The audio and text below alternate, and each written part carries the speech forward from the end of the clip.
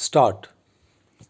If anyone says he does not need the sympathy of his fellows, he is not true to himself or to humanity.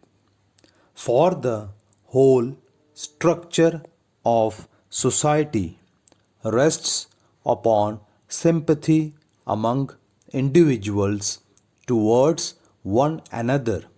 Stop.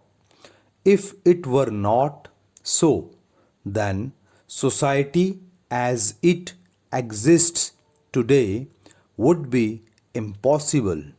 Stop.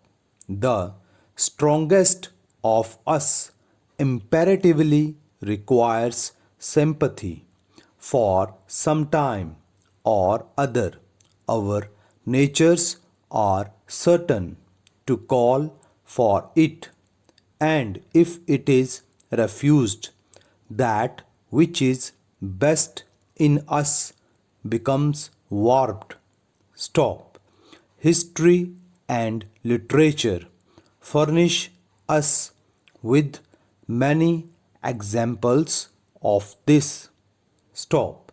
An unsympathetic nature is like the biting Arctic winds, but a sympathetic disposition is like the balmy breezes of the south, and the more expansive our sympathies, the more nearly do we approach towards the ideal of a deserved and pure success.